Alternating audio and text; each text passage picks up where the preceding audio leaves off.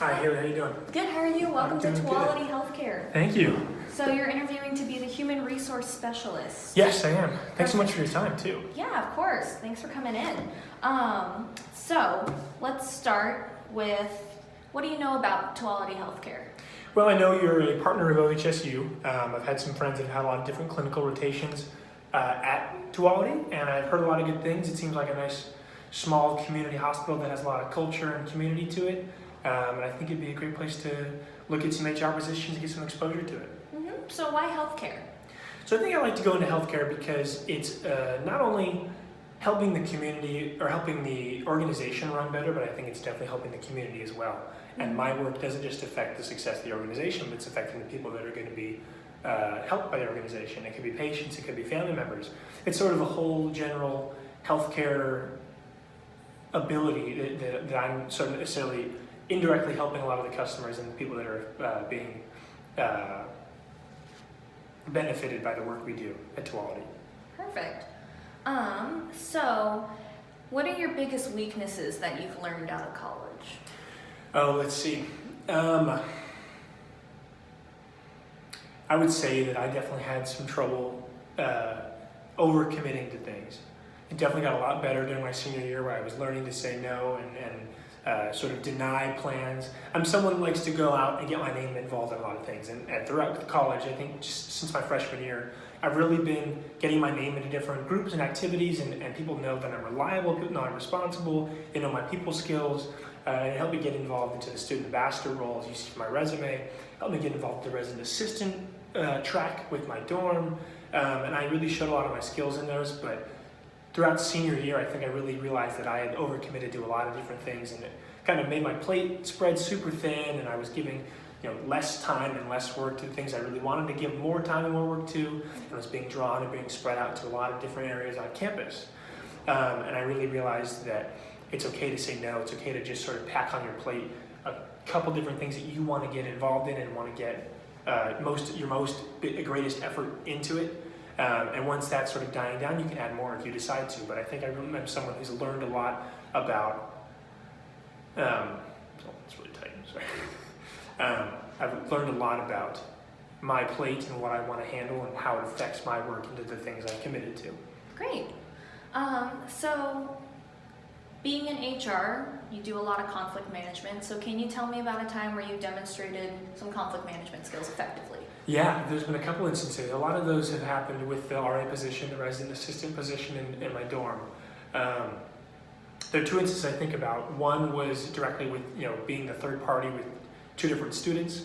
There was a conflict between some residents of mine in their room about shared time and who's in the room when, and they were sort of crossing over some of the boundary lines you need to set.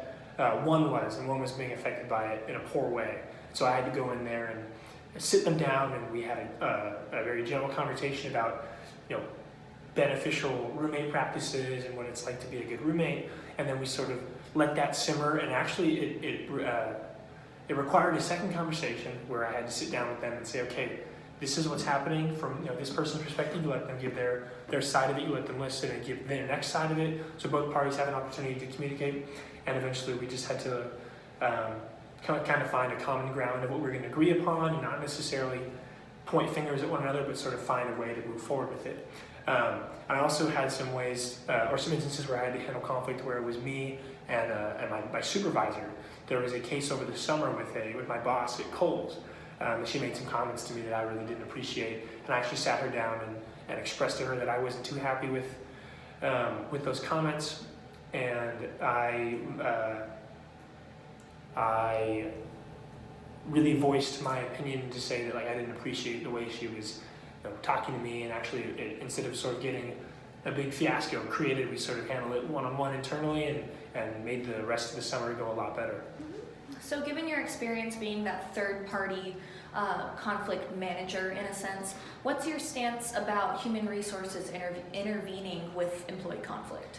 Yeah, let's see. I definitely think that HR is a resource for a lot of employees that can be that third-party initiative. But definitely I think it's important for the employees to see if they can handle it themselves, because I can figure that bringing HR in sort of adds a bigger wave to things. It kind of creates more of a bustle and hustle with trying to get the situation handled. And if it's between two employees that can talk it out in a quiet conference room after lunch, that's something that can be very beneficial. If it requires HR to be there, but like that's great too. But I think if the employee conflict can be handled one-on-one with the employees, that's great, because it sort of keeps the communication between the team where they can sort of function on their own more and more. But if HR needs to come in, it's definitely a solution that keeps the peace between a lot of groups. It's a third-party mediator that can make sure that each side gets their story heard, and then make sure that there's an agreement and a consensus moving forward for the team. So there's definitely pluses and minuses to it. I think based on the situation, it depends on what's going to be needed, but definitely HR can definitely have a good role in it, I think. Great. So for this position, what's your desired salary? From doing some research, I definitely think it would be roughly 53,000. I think, given the amount of work that would be needed with the position and the size of the hospital, I think that's a reasonable salary with the work I've been putting in. And I think that that salary really allows for my work to be beneficial, but also knowing that I'm being paid the right amount for the work I'm going to be doing. Perfect. So that's all my questions for you. Do you have any questions for me or the company? I'm curious about what a typical day-to-day schedule is like for a human resources employee.